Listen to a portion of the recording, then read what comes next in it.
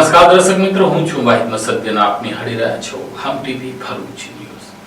હવે નિહાળીશું આજના મુખ્ય સમાચારો.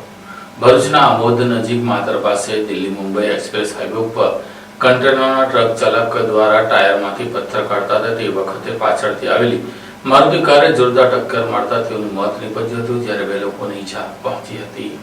મળતી માહિતી મુજબ રાજસ્થાનના અલવર જિલ્લાના 28 વર્ષીય વસીમ ખાન 10 ટાયર કન્ટેનરના ડ્રાઈવર તરીકે ફરજ બજાવતા હતા. રસ્તા પર ઉભેલી ટ્રકના ટાયર સાફ કરતી વખતે સાઈડમાં ઉભા રહેલા વસીમ ખાનને અચાનક આવી ચડેલી મારુતિ કારે જોરદાર ટક્કર મારી, જેના કારણે તેનું ઘટનાસ્થળે મોત થયું. અકસ્માતમાં કારના ડ્રાઈવર સહિત એક અન્ય ટ્રક ડ્રાઈવર પણ ગંભીર રીતે ઇજાગ્રસ્ત થયા છે. તેમને તાત્કાલિક સારવાર માટે વડોદરા હોસ્પિટલ ખસેડવામાં આવ્યા છે. ઘટનાની જાણ થતાં આમોદ પોલીસ તાત્કાલિક સ્થળ પર પહોંચી અને કાયદેસરની કાર્યવાહી હાથ ધરી મૃતદેહને આમોદ સામૂહિક આરોગ્ય કેન્દ્ર ખાતે ખસેડવામાં આવ્યો અને પરિવારજનોને જાણ કરવામાં આવી. આ ઘટના માર્ગ સલામતી અંગે ગંભીર ચિંતા ઊભી કરે છે. બેદરકારીના કારણે આવી દુર્ઘટના બનતી રહે છે, તેથી હાઈવે પર વધુ સાવચેતી અને જવાબદારી અનિવાર્ય બની ગઈ છે. અંકલેશ્વર શહેરના 5 સ્થળે બની રહેલા પેડ યુઝ ટોયલેટના રિનોવેશનની કામગીરીનું નિરીક્ષણ ચીફ ઓફિસર દ્વારા કરવામાં આવ્યું હતું. અંકલેશ્વર નગરપાલિકા દ્વારા શહેરમાં સ્વચ્છતા સુવિધાઓને વધુ સક્ષમ બનાવવા માટે પે એન્ડ યુઝ જાહેર શૌચાલયોના રિનોવેશનની કામગીરી હાથ ધરવામાં આવી છે. શહેરના કુલ 5 સ્થળોએ ચાલી રહેલી રિનોવેશન કામગીરીનું નગરપાલિકાના ચીફ ઓફિસર દ્વારા સ્થળ પર નિરીક્ષણ કરવામાં આવ્યું. નગરપાલિકા તંત્ર દ્વારા પે એન્ડ યુઝ ટોયલેટના સમારકામ અને આધુનિક સુવિધા ઊભી કરવા માટે ડિજિટલ ઇન્ડિયા નામની એજન્સીને કામગીરી સોંપવામાં આવી છે. નિરીક્ષણ દરમિયાન ચીફ ઓફિસરે કામગીરીની ગુણવત્તા, સ્વચ્છતા વ્યવસ્થા તેમજ સમય મર્યાદામાં કામ પૂર્ણ કરવા જરૂરી સૂચના આપી. મળતી માહિતી મુજબ અગાઉની એજન્સીને રિનોવેશન કામગીરી અંગે અનેક વખત નોટિસ આપવામાં આવી હતી, છતાં કામગીરી શરૂ ન કરવામાં આવી, જેના પગલે નગરપાલિકા દ્વારા એજન્સી બદલવાનો નિર્ણય લેવામાં આવ્યો હતો. નગરપાલિકા તંત્ર દ્વારા શહેરજનોને સ્વચ્છ અને સુવિધાસભર જાહેર શૌચાલય ઉપલબ્ધ કરાવવા માટે ઝડપી કાર્યવાહી પૂર્ણ કરવાની ખાતરી આપવામાં આવી છે. અંકલેશ્વર નગરપાલિકા દ્વારા પે એન્ડ યુઝ ટોયલેટનું રિનોવેશન કરવામાં આવેલું છે, જે અંકલેશ્વર નગરપાલિકા દ્વારા એજન્સીની નિમણૂક કરવામાં આવેલી છે. ડિજિટલ ઇન્ડિયા એમના દ્વારા કરવામાં આવેલું છે. અગાઉ જે એજન્સી હતી એમને નગરપાલિકા દ્વારા વારંવાર નોટિસો, સૂચનાઓ આપવા છતાં કામગીરી થતી ન હતી, જેને લીધે અંકલેશ્વર નગરપાલિકાને સંસ્થા સર્વેક્ષણમાં નિર્મળ ગુજરાતમાં નેગેટિવ માર્ક્સ આવ્યા હતા. એટલે નગરપાલિકાએ એજન્સી બદલવાની ફરજ પડી અને છેલ્લે જે બોર્ડ મળ્યું એ બોર્ડની અંદર એજન્સી બદલી અને નવી એજન્સી આવી અને નવી એજન્સીએ આ ટોયલેટનું રિનોવેશન કરેલું છે. શાક માર્કેટ પાસે આવેલું એ પણ ટોયલેટનું રિનોવેશન કરવામાં આવેલું છે. પ્રતિન ચોકડીએ પણ રિનોવેશન કરવામાં આવેલું છે. જૂની એજન્સી દ્વારા નગરપાલિકા ઉપર આક્ષેપ કરવામાં આવેલા હતા કે ભાઈ નગરપાલિકાની ચીફ ઓફિસરની એજન્સી છે, એમને આવું છે, પણ અમારો મુખ્ય હેતુ અંકલેશ્વર શહેરીજનોને સારી સુવિધા મળે એ માટેનો હતો અને આજે એ સાબિત થઈ રહ્યું છે. નવી નિમાયેલી એજન્સી દ્વારા આપ જોઈ શકો છો આ પે એન્ડ યુઝ બનાવવામાં આવ્યું છે. અંકલેશ્વર નગરપાલિકાની યોજાયેલી ચૂંટણીઓમાં હવે મતોમાં સૌથી વધુ મતોથી કોંગ્રેસના ઉમેદવાર બખ્તર પટેલનો વિજય થયો છે. અંકલેશ્વર નગરપાલિકાની તાજેતરમાં યોજાયેલી સામાન્ય ચૂંટણીમાં કોંગ્રેસના ઉમેદવાર બખ્તિયાર પટેલે પ્રચંડ જનસમર્થન મેળવી તમામ વોર્ડમાં સૌથી વધુ મતોથી વિજય નોંધાવ્યો છે. મળતી માહિતી મુજબ કુલ પડેલા 5021 મતમાંથી તેમને 3772 મત મળ્યા, જે આશરે 75% મતદાનનું પ્રતિનિધિત્વ કરે છે. બખ્તિયાર પટેલે સતત ત્રીજી ટર્મ માટે જીત મેળવી રાજકીય ક્ષેત્રે પોતાની લોકપ્રિયતા ફરી સાબિત કરી છે. નોંધનીય છે કે તેમણે પ્રથમ વખત ભાજપના ઉમેદવાર તરીકે ચૂંટણી જીતી હતી, ત્યારબાદ અપક્ષ તરીકે મેદાનમાં ઉતરી જીત મેળવી અને આ ટર્મમાં કોંગ્રેસ તરફથી ઉમેદવારી નોંધાવી ફરી જનતા વિશ્વાસ જીત્યો છે. ત્રણેય અલગ રાજકીય પરિસ્થિતિઓમાં સતત જીત પ્રાપ્ત કરવી સ્થાનિક રાજકારણમાં તેમની વ્યક્તિગત લોકપ્રિયતા અને જનસંપર્કને દર્શાવે છે. આ દરમિયાન ભરૂચ જિલ્લામાં ભરૂચ નગરપાલિકાના વિજેતા ઉમેદવાર શમસાદ અલીએ રાજ્યમાં સૌથી વધુ સરસાઈથી જીત મેળવ્યાનો દાવો કર્યો હતો. તેના અનુસંધાનમાં અંકલેશ્વરના બખ્તિયાર પટેલે પણ પોતાના મત પ્રમાણના આધારે સૌથી વધુ જનસમર્થન મળ્યાનો દાવો કર્યો હોવાનું જાણવા મળ્યું છે. નગરપાલિકા ચૂંટણીના પરિણામો બાદ અંકલેશ્વર શહેરમાં રાજકીય ગરમાવો તેજ બની ગયું છે અને આગામી સમયમાં નગર વિકાસને લઈ જનતા તરફથી પણ મોટી અપેક્ષા વ્યક્ત થઈ રહી છે. અંકલેશ્વરના જૂના દીવા ગામ ખાતે તાળની કુદરતી ખેતીને લઈને ગામના ખેડૂતો ઉનાળામાં કમાણી કરી રહ્યા છે. ક્યારેક કુદરત જ ખેડૂત માટે એવી ભેટ આપી જાય છે કે જ્યાં ઓછા ખર્ચે વધારે આવકનો રસ્તો ખુલી જાય છે. ત્યારે અંકલેશ્વર તાલુકાના જીનોદેવા ગામમાં તાડના વૃક્ષો આજે એવી જ કુદરતી સમૃદ્ધિનું જીવંત ઉદાહરણ બની રહ્યા છે. અહીં તાડની ખેતી કોઈ યોજનાબદ્ધ વાવેતરથી નહીં, પરંતુ કુદરતી રીતે ઉગેલા ઝાડોથી વિકસીને ખેડૂતો માટે આવકનું મહત્વપૂર્ણ સાધન બની છે. ગામની સીમમાં અંદાજે 1000થી વધુ તાડના વૃક્ષો છે. હાલ તાડફળીની સિઝન શરૂ થતા રોજના સરેરાશ 5000થી વધુ તાડફળી ઉતારવામાં આવી રહી છે, જે સીધી બજારમાં પહોંચે છે. તાડના ઊંચા અને જોખમી વૃક્ષો પરથી ફળ ઉતારવાનું કામ સરળ નથી, અનુભવી કારીગરોને રોજના અંદાજે 1,000 રૂપિયા મજૂરી ચૂકવવી પડે છે. જ્યારે કટિંગ અને પ્રક્રિયા માટે વધારાનો ખર્ચ થાય છે, છતાં ઓછા રોકાણ અને કુદરતી ઉત્પાદનના કારણે ખેડૂતોને સારો નફો મળી રહ્યો છે. હાલ તાડફળીનો હોલસેલ ભાવ ₹100 નંગ દીઠ આશરે 400 રૂપિયા છે. શહેરમાં રિટેલ વેચાણ દરમિયાન એક તાડફળી 10 રૂપિયાથી લઈને 4 તાડફળી 50 રૂપિયામાં વેચાતી જોવા મળે છે. તાડફળીનું માત્ર આવકનું સાધન નથી, પરંતુ આરોગ્ય માટે પણ લાભદાયી માનવામાં આવે છે. સુરત સહિતના શહેરોમાંથી વેપારીઓ પણ સીધા ગામ સુધી ખરીદી કરવા પહોંચતા હોવાથી ખેડૂતોને બજારની કોઈ ખાસ મુશ્કેલી રહેતી નથી. વધતી ગરમી વચ્ચે લોકો તાડફળી તરફ વધુ આકર્ષાઈ રહ્યા છે. ગરમીમાં શરીરને ઠંડક આપતી, પાણીની ઉણપ દૂર કરતી અને પાચન ક્રિયા સુધારતી તાડફળી ઉનાળાનું અમૃત ફળ ગણાય છે, જેના કારણે માંગ વધી રહી છે. કૃષિ નિષ્ણાંતોના મત મુજબ તાડ જેવા કુદરતી રીતે ઉગતા વૃક્ષો ગ્રામ્ય અર્થતંત્ર માટે આશીર્વાદ સમાન છે. જૂના દીવા ગામની તાડફળી આજે માત્ર એક ફળ નહીં, પરંતુ કુદરત અને ખેડૂત વચ્ચેની સફળ ભાગીદારીનું ઉત્તમ ઉદાહરણ બની છે, જ્યાં જમીન, મહેનત અને કુદરતી સંપત્તિ મળીને ગ્રામ્ય સમૃદ્ધિની નવી કહાની લખી રહ્યા છે. અંકલેશ્વર તાલુકાના જૂના દીવા ગામે તાડના અસંખ્ય ઝાડ આવેલા છે. હું નામે જગદીશભાઈ કેશુભાઈ પટેલ. મારા પોતાના 15 થી 20 તાડના ઝાડ છે અને આ ઝાડ પરથી તાડફળી નામનું ફળ આવે છે. એ ઉનાળામાં ખૂબ ઠંડુ છે. એમાં લગભગ 70% જેટલું પાણીનું પ્રમાણ છે અને એ ખાવાથી શરીરને ઠંડક મળે છે. અને અહીંયા અમારે વેપારી લેવા આવે છે. એ 400 રૂપિયા 100 નંગના 400 રૂપિયા લેખે લઈ જાય છે. વેપારી ક્યાંથી લેવા વેપારી સુરતથી આવે છે, ભરૂચથી આવે છે, કામરેજથી આવે છે અને બીજા લોકલ અહીંયા જીઆઈડીસીના છે. હું સુરતથી આવું છું. મારું નામ વિકી છે. અહીંયા તલફડી ગલેલી, જેને અહીં સેપલ કહેવાય ઇંગ્લિશમાં, એ અહીંયા બહુ મળે છે. એટલે સુરતના વેપારી અહીંયા આવે છે માલ લેવા, આ ગલેલી લેવા માટે, અને એ ગલેલી લઈ જઈને સુરત વેચે છે. અહીંયા વસ્તુ સારી મળે છે અને અહીંયા ગલેલી બહુ ઉગે છે. એટલે સુરતથી બધા વેપારીઓ અહીંયા આવે માલ લેવા, માલ લઈ જઈને સુરત વેચે, ગમે ત્યાં લઈ જઈને વેચે. અહીંયા સારી વસ્તુ મળે છે. આમોદમાં આવેલી ફૈઝુલ ઇસ્લામ મદ્રસાનો વાર્ષિક જલસો યોજાયો હતો. આમોદના દરબારી વિસ્તારમાં આવેલા ફૈઝુલ ઇસ્લામ મદ્રસામાં આજરોજ નાના ભૂલકાઓ દ્વારા ઇસ્લામિક જાણકારીઓ તેમજ હદીસ શરીફની જાણકારી તથા નમાઝના ફરાઈશ, મુક્ષત કિતાબ કુરાન શરીફની zikr, દીન ઇસ્લામનું સુનેહરો zikr તેમજ પૈગંબર સાહેબની યાદમાં સલાતો સલામ પઢવામાં આવી હતી. આ નિમિત્તે વાર્ષિક પરીક્ષામાં ભાગ લેનાર વિદ્યાર્થીઓએ પ્રોત્સાહન તરીકે ઇનામોનું વિતરણ કરવામાં આવ્યું. આ જલસા વેળા મદ્રસામાં પડતા વિદ્યાર્થીઓ, આલિમો તેમજ મોટી સંખ્યામાં ગામ લોકો ઉપસ્થિત રહી હાજર તાલિબે ઇલ્મને પ્રોત્સાહન પૂરું પાડ્યું હતું. ભરૂચ તાલુકાના તવરા ગામ ખાતે 23મો સમૂહ લગ્નોત્સવ યોજાયો હતો.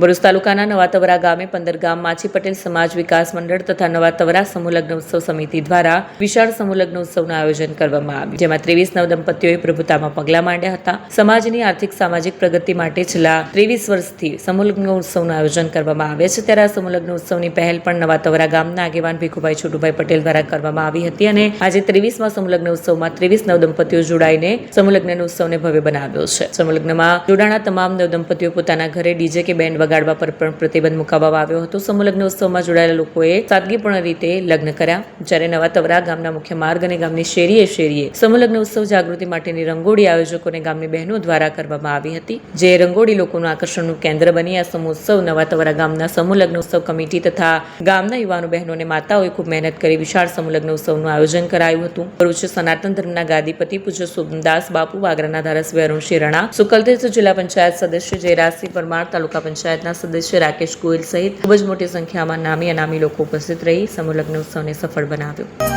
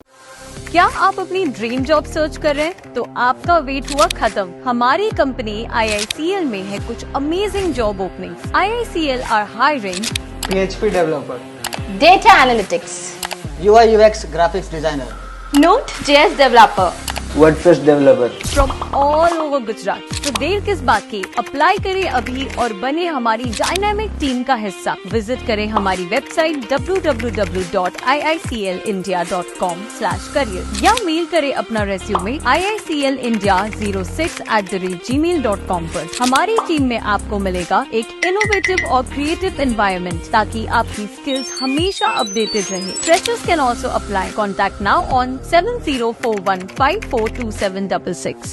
અંકલેશ્વરના પાટીદાર સમાજની બેઠક યોજાઈ હતી. સરદાર ધામના લોકાર્પણ અંગે ચર્ચા વિચારણા કરવામાં આવી હતી. અંકલેશ્વર ખાતે આજરોજ સરદારધામ વડોદરાના લોકાર્પણ કાર્યક્રમના સંદર્ભે પાટીદાર સમાજની મહત્વપૂર્ણ બેઠક યોજાઈ. આ બેઠકમાં પાટીદાર સમાજના દિગ્ગજ નેતા તથા પૂર્વ ગૃહમંત્રી ગોરધનભાઈ ઝડફિયા, સરદારધામના ઉપાધ્યક્ષ જસવંત પટેલ વિશેષ ઉપસ્થિત રહ્યા હતા. બેઠકમાં અંકલેશ્વરના ઉદ્યોગ અગ્રણીઓ વિપુલ ગજેરા, NK નાવડિયા, હસમુખભાઈ પટેલ, મહેશ પટેલ, કિશોર કાછડિયા તથા યોગેશ પટેલ સહિત સમાજના અગ્રણીઓ હાજર રહ્યા. સભામાં સરદારધામ વડોદરાના લોકાર્પણ પ્રસંગે દેશના વડાપ્રધાન ઉપસ્થિતિને ધ્યાનમાં રાખી અંકલેશ્વર તેમજ સમગ્ર ભરૂચ જિલ્લાના પાટીદાર સમાજના સભ્યો મોટી સંખ્યામાં કાર્યક્રમમાં જોડાય તે માટે અપીલ કરવામાં આવી. બેઠક દરમિયાન આયોજન, પરિવહન વ્યવસ્થા અને સમાજના વ્યાપક જોડાણ અંગે ચર્ચા કરી જરૂરી માર્ગદર્શન આપવામાં આવ્યું.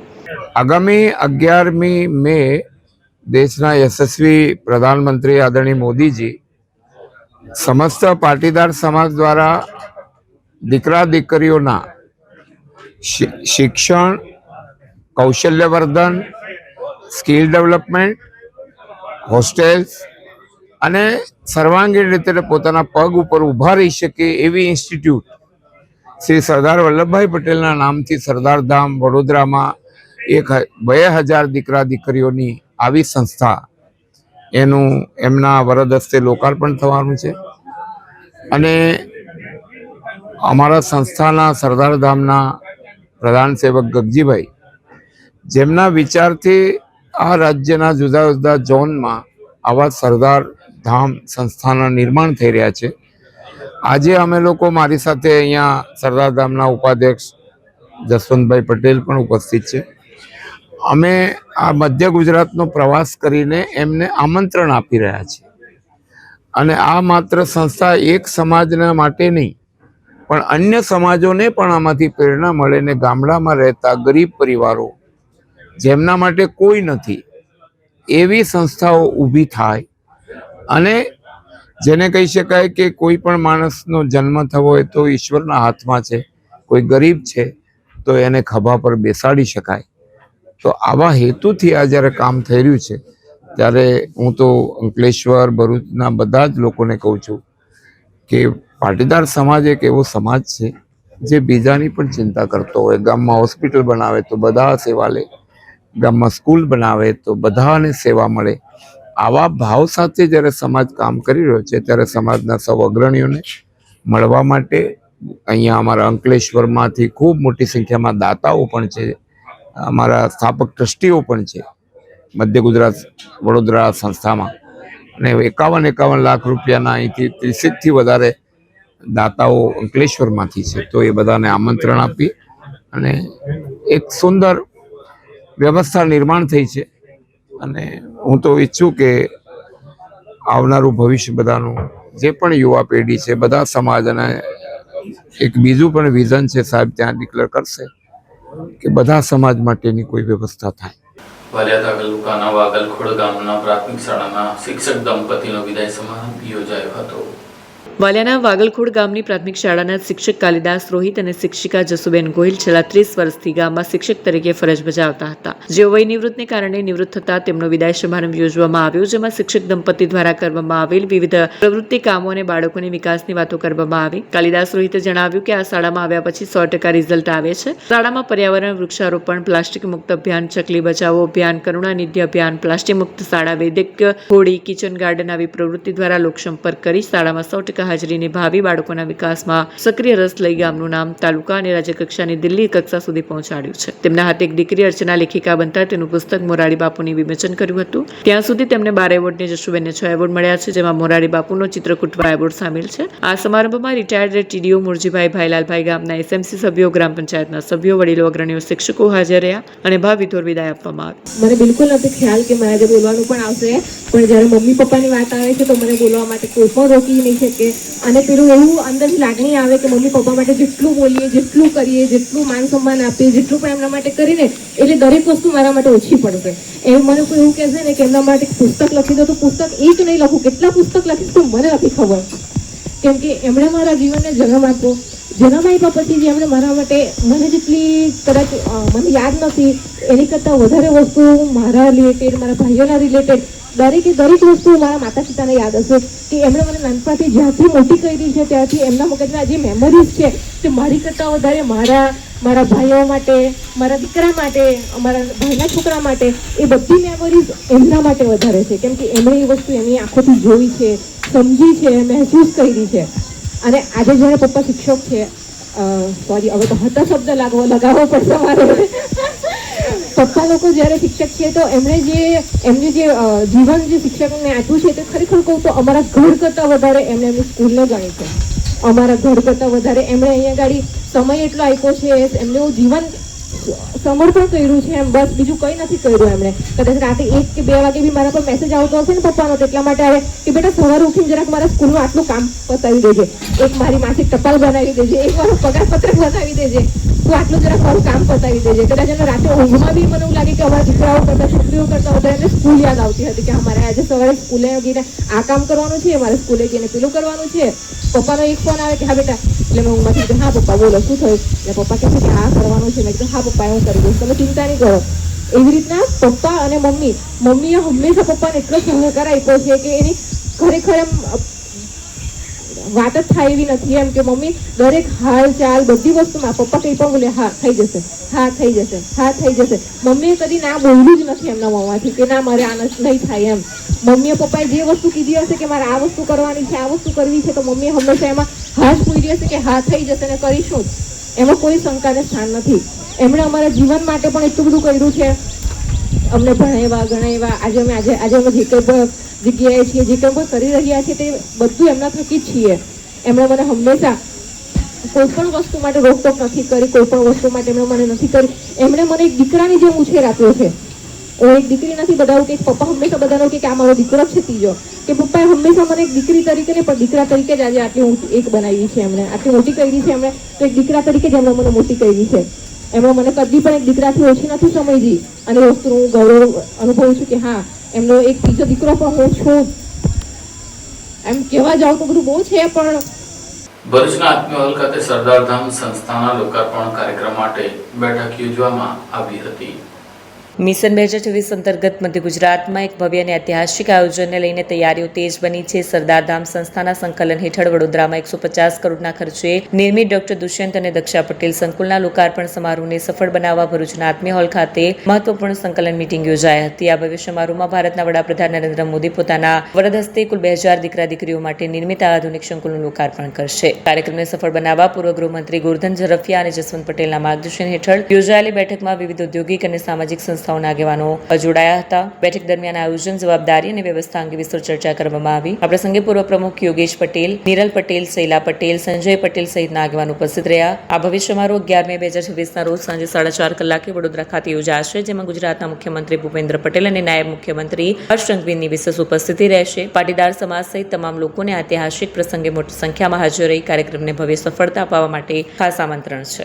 આગામી 11મી મેના રોજ દેશના યશસ્વી પ્રધાનમંત્રી આદરણીય નરેન્દ્રભાઈ મોદીજી દ્વારા વડોદરા ખાતે L&T પાસે સમસ્ત પાટીદાર સમાજના દાનથી નિર્મિત એક એવી ઇન્સ્ટિટ્યૂટ જેમાં 1000-2000 દીકરા દીકરીઓ ત્યાં આગળ નિવાસ કરી શકે, એના માટેની કોચિંગ વ્યવસ્થા, સરકારની જુદી જુદી એક્ઝામમાં ટ્રેનિંગ મેળવી શકે, સ્ટાર્ટઅપ અને સાથે સાથે બિઝનેસ મોડેલ, આ બધા મોડેલ સાથેની ઇન્સ્ટિટ્યૂટ તૈયાર થઈ છે. એના ભાગરૂપે મારી સાથે સરદારધામ અમદાવાદના વાઇસ પ્રેસિડેન્ટ આદરણીય જસુભાઈ પટેલ ઉપસ્થિત છે અને અમે બંને ગઈકાલથી જ મધ્ય ગુજરાતનો પ્રવાસ કરીને બધાને આમંત્રણ આપી રહ્યા છીએ. તો ભરૂચ જિલ્લામાંથી પણ બધા જ પાટીદાર સમાજ, તમામ પાટીદાર સમાજ સમસ્તને આવવા માટેનું અમારું આમંત્રણ છે. અને માત્ર અમે અમારા સમાજની ચિંતા નથી કરતા, બાકીના સમાજ માટેની શિષ્યવૃત્તિની આયોજન પણ સરદારધામ દ્વારા થયું છે કે ગરીબીના અભાવે, પૈસાના અભાવે ગરીબીમાં કોઈ શિક્ષણ વગરના ના રહે, આ પ્રકારનું વિશાળ હૃદય પાટીદાર સમાજનું જ હોઈ શકે અને પાટીદાર સમાજે આ બીડું ઉપાડ્યું છે. એમાં બધાને સહભાગી થવા અમારું હૃદયપૂર્વકનું આમંત્રણ છે. ભરૂચની સંસ્કાર વિદ્યાભવન શાળાના વિદ્યાર્થીએ સેન્ટ્રલ એજ્યુકેશન બોર્ડના ધોરણ 10માં જિલ્લામાં પ્રથમ ક્રમ મેળવ્યો હતો. ભરૂચ જિલ્લાના સંસ્કાર વિદ્યાભવનના વિદ્યાર્થી ક્રિશે સીબીએસઈ ધોરણ 10ની પરીક્ષામાં ઉત્કૃષ્ટ પ્રદર્શન કરી ભરૂચ જિલ્લામાં પ્રથમ ક્રમાંક મેળવ્યો છે. તેમજ ગુજરાત રાજ્યમાં 5મો ક્રમાંક મેળવી સમગ્ર જિલ્લો અને રાજ્યનું ગૌરવ વધાર્યું છે. ક્રિશની આ અદ્ભુત સિદ્ધિથી સંસ્કાર વિદ્યાભવન શાળાનું નામ રોશન થયું છે. અંદાજે ભરૂચ જિલ્લાના 1500 થી 2000 વિદ્યાર્થીઓએ આ પરીક્ષા આપી હતી, જેમાં ક્રિશે શ્રેષ્ઠ પરિણામ સાથે જિલ્લામાં પ્રથમ સ્થાન હાંસલ કર્યું છે. ક્રિશના પિતા રાકેશભાઈ બિરલા કોપર દહેજ ખાતે નોકરી કરે છે. માતા અવનીબેન ગૃહિણી છે. તેઓ ભરૂચ શહેરના પંડિત દીનદયાળ ઉપાધ્યાય નગર માતરિયા તળાવ પાસે નિવાસ કરે છે. ક્રિશની આ સિદ્ધિ માત્ર ભરૂચ માટે જ નહીં, પરંતુ સમગ્ર જૈન સમાજ અને જૈન દસ્તા ઉછવાડ જ્ઞાતિ માટે પણ ગૌરવની વાત છે. આ પ્રસંગે શાળા સંચાલન તથા શિક્ષણ મંડળ દ્વારા ક્રિશને અભિનંદન પાઠવવામાં આવ્યા છે, તેમજ તેના ઉજ્જવળ ભવિષ્ય માટે શુભેચ્છાઓ પાઠવવામાં આવી છે. મારું નામ ક્રિશ નાનાવટી છે અને મેં ભરૂચમાં માતેરિયા તળાવની સામે પંડિત દીનદયાળ ઉપાધ્યાય સોસાયટીમાં રહું છું. મેં મારું 1st to 10thની સ્કૂલિંગ સંસ્કાર વિદ્યાભવનથી કરી છે અને મેં 2026માં 10th CBSEની એક્ઝામ આપી હતી, જેનામાં મારું ફર્સ્ટ રેન્ક આવ્યો છે આખા ભરૂચ ડિસ્ટ્રિક્ટમાં અને ગુજરાતમાં 5મો ક્રમાંક છે. આ બધો જે સપોર્ટ છે મારા પપ્પા મમ્મીનો, મારા ભાઈ બહેનોનો, મારા કાકા કાકીઓનો, મારા સ્કૂલના ટીચર્સનો, મારા ટ્યુશનના ટીચર્સનો, એ લોકોએ મને જે કન્સિસ્ટન્ટ સપોર્ટ આપ્યો, મોટિવેટ કર્યો અને મારી મહેનતના લીધે મેં આટલા સારા નંબર લાવ્યો છું. આ સાથે MTV ભરૂચના સમાચાર પૂર્ણ થાય છે. આવતીકાલે ફરી મળીશું. ત્યાં સુધી રજા આપશો. નમસ્કાર.